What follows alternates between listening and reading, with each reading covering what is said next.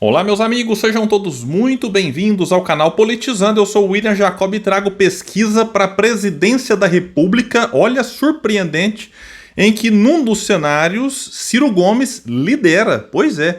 Em outros ele aparece muito bem posicionado, num ali está em segundo lugar, porém empatado tecnicamente com o primeiro. Vamos trazer aqui cenários com Lula, sem o Lula, testaram o Haddad pelo PT, Gleisi Hoffmann pelo PT. Do lado bolsonarista você tem cenário com Bolsonaro, com Michele, com o Tarcísio, então são muitos números, muitos cenários de primeiro turno, de segundo turno, vou trazer tudo para vocês, só que antes quero pedir a sua ajuda caso não tenha feito a inscrição, não custa nada, é só você conferir, viu que não está inscrito? Se puder se inscreva, ativa aí o sininho das notificações, isso é muito importante.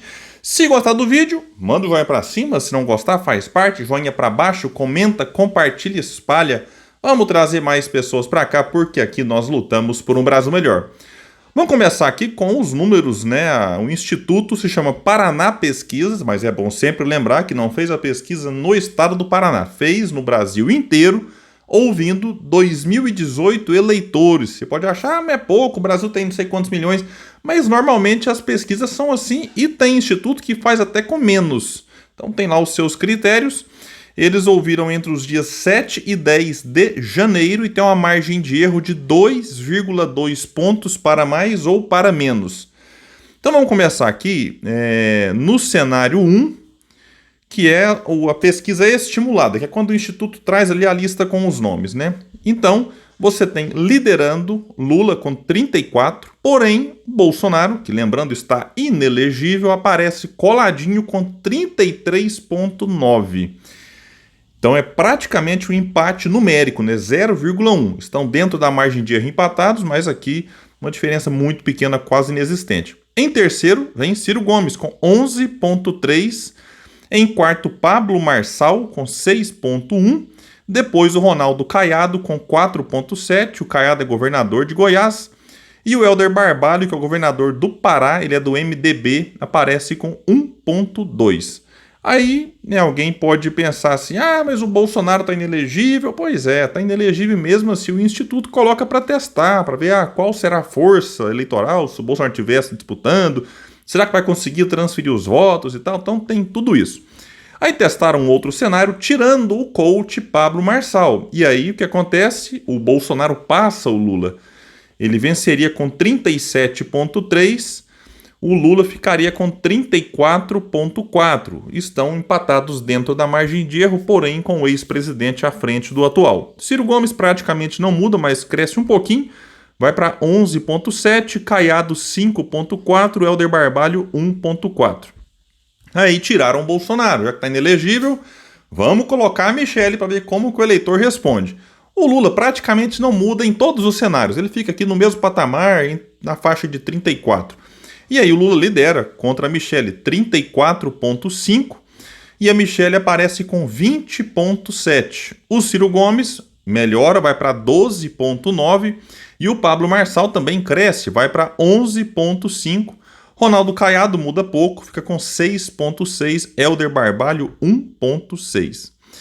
Cenário 4, em que você tira a Michele e coloca o Tarcísio de Freitas e também tiraram aqui o Pablo Marçal. O Lula, 35,2%, lidera.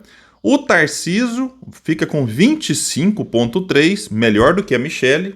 E aqui o Ciro também melhora bem, vai para 15,2%. Percentual aqui do Ciro começa a chamar a atenção. E o Caiado fica com 7,4%. Helder Barbalho com 1,8%. E aqui você tem aí, eu não estou falando do branco, nulo, indeciso, mas ele gira em torno de 15% nesse cenário aqui, somando todos eles, no outro 12%.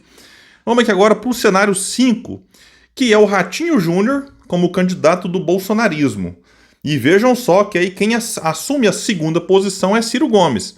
Lula lidera com 34,9%, Ciro Gomes em segundo com 17,3%, Ratinho Júnior vem em terceiro, governador do Paraná, do PSD. Lembrando que o PSD tem 3 ministérios no governo Lula. O PSD tem 15%, o Ratinho Júnior do PSD aparece com 15,9%. Então está empatado com o Ciro dentro da margem de erro, porém o Ciro numericamente à frente. E o Caiado melhora bem, vai para 11%, e o Helder Barbalho fica com 2%. No cenário 6, vejam só como é que a coisa aqui muda. Tiraram o Lula, porque existe a chance do Lula não disputar. Ele mesmo já disse que só vai disputar se tiver condições, que gostaria e tal. Mas a gente sabe, o Lula está com a idade avançada, e aí? Né? Vai ter pique para mais 4, que não é só eleição, mais 4 anos de governo. E aí o nome mais forte hoje do PT é o do Haddad. Goste-se ou não, é o nome colocado aí pelo PT ou nos bastidores do PT para ser um eventual substituto do Lula. E aí vejam só que quem lidera o cenário é Tarcísio de Freitas, 26,6%. Ciro Gomes vem em segundo com 23,7%, porém, como a diferença entre os dois é de 2,9%, a margem de erro é de 2,2% para mais ou para menos, Ciro Gomes está tecnicamente empatado em primeiro com o Tarcísio de Freitas. E o Haddad aparece em terceiro com 18,1%. Então, o Haddad atrás do Ciro. Lembrando que o Ciro não tem cargo. O Ciro acabou a eleição, ficou uns 6 meses sem falar nada, deu tempo para o governo se organizar, deu lá os famosos 100 dias, né, para o governo mostrar a que veio, e só depois é que o Ciro passou a fazer, né, os seus posicionamentos, inclusive bastante críticos ao atual governo, e aparece aqui agora na frente do Haddad, num cenário sem o Lula. O Caiado com 8,4%, Helder Barbalho 2,8%.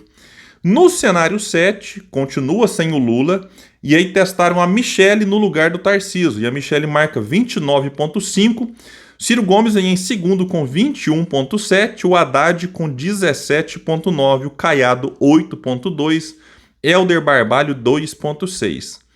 Agora, vejam esse cenário aqui, em que você tem o Bolsonaro, obviamente, fora. Esse aí tá fora mesmo, né? Se você tem, no caso do Lula, uma chance dele disputar ou não, de acordo com a escolha pessoal dele, no caso do Bolsonaro, não adianta ele querer participar.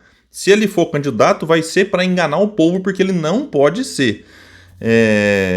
E aí o que acontece? Aqui testaram então Camilo Santana como candidato do PT. E aí quem lidera é Ciro Gomes, empatado numericamente com Tarcísio de Freitas. Cada um deles com 27,8% das intenções de voto. Quem vem em terceiro é o Caiado, 8,8%, e o Camilo Santana, que é ministro da Educação, ele é do PT, ex-governador do Ceará, aparece em quarto com 6,9%, Helder Barbalho com 3,1%. No cenário 9, agora aqui, com a Gleisi Hoffmann como nome do PT e a Michelle como nome do bolsonarismo. O Ciro aparece em segundo, porém empatado tecnicamente com a Michelle. A ex-primeira-dama marca 30 pontos, Ciro Gomes 26,1, então está dentro da margem de erro, Caiado 8,7, Gleisi Hoffmann, que é a presidente do PT, inclusive, 8%, Helder Barbalho 2,8%. Agora aqui, cenários de segundo turno. Aí, curiosamente, não testaram nenhum deles com o Ciro Gomes. Talvez numa próxima pesquisa desse instituto a gente vai ver o nome do Ciro num segundo turno, já que ele aparece aqui em alguns cenários até mesmo liderando ou empatado tecnicamente em primeiro. Mas se fosse Bolsonaro contra Lula, o ex-presidente venceria o atual, 45,7 contra 42,2 dentro da margem de erro, porém com Bolsonaro numericamente à frente. Lula contra Michelle, o Lula venceria 43,1 contra 42,2, uma vantagem pequena também dentro da margem de erro. E Lula também venceria o Tarcísio, de novo dentro da margem de erro, 43,4 para o atual presidente contra 40,6 para o governador de São Paulo. Então, são muitos números, né? Depois eu estou até pensando aqui fazer um vídeo, né, comentando de uma forma assim mais detalhada a situação de cada um deles, mas aqui, a gente for dar uma resumidinha básica, na minha opinião, chama a atenção dois fatores assim no chamado campo da centro-esquerda, esquerda, que tá uma bagunça isso hoje em dia também, não dá nem para falar em campo mais, porque não só no Brasil, mas no mundo, em vários países aí, você tem uma falsa esquerda que, quando está no poder, coloca em prática programas neoliberais que a direita colocaria se lá estivesse. Então, vamos esquecer campo aqui. Mas chama atenção o fato do Lula ter um teto. Aqui está entre 34, 35, independente do cenário. O lado bom é que ele também não cai, né? Ele fica nisso aqui. Então ele tem um percentual de eleitor fiel a ele. Porém, ele não consegue também se deslanchar além dos 34, 35 pontos, independente de quem é o adversário. Então tem um lado positivo e um negativo aqui, certamente, para a equipe dele refletir. E chama atenção no caso do Ciro, que mesmo sem cargo, mesmo sem estar participando daí, né, de entrevistas na grande mídia, ele se resume tem a newsletter do Ciro, semanal, com análise sobre o Brasil e também sobre algumas questões no mundo. Ele tem se resumido a participar de alguma entrevista lá no Ceará, alguma coisa mais local, mas não tem participado de grandes podcasts, de indo para entrevistas aí na Band, não sei o quê, como inclusive ele já deve ter recebido vários convites para isso. E mesmo assim, o Ciro aparece muito bem colocado, chama atenção, o que levanta a possibilidade de ser parte da população pensando, puxa vida, né? A gente às vezes votou no Lula e pode ter uma parcela da sociedade que se decepciona e aí bate aquele arrependimento e gostaria de ter votado no Ciro. Você pode ter eleitor que votou no Bolsonaro porque não gosta do Lula e também pode bater nele e falar, puxa vida, né?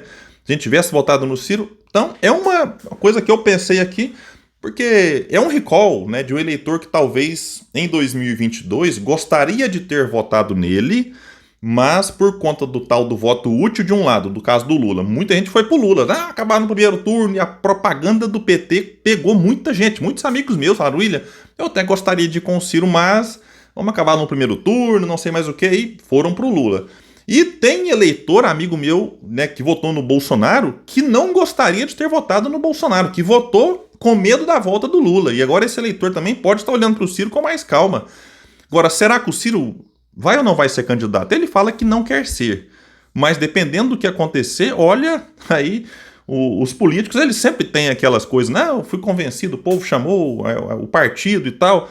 Então não dá para descartar. Ele fala que não quer ser. Mas a gente vai ter que aguardar. Será que com números como esse o Ciro Gomes vai resistir em não ser candidato e tentar aí mais uma vez?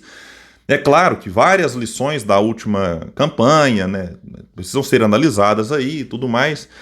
Chama atenção também aqui o fato do Tarcísio, né? Na minha opinião, aparece até bem colocado, mas eu duvido que ele vai deixar uma reeleição muito mais fácil lá em São Paulo, ele pode continuar sendo governador por mais 4 anos, depois de 26, do que partir para uma tentativa de disputar a presidência, perder e ficar sem mandato. Então eu acho que o Tarcísio aqui vai depender muito de como estará a situação do Lula em 2026 para saber se o Tarcísio deixa o governo para disputar a presidência. Movimento, por exemplo, feito pelo Dória e deu muito errado, deu muito ruim. E eu quero aproveitar para divulgar o canal Cineminha, canal do meu filho, bom demais para quem gosta de filme, de série. Lançaram um falando sobre um filme de terror lá.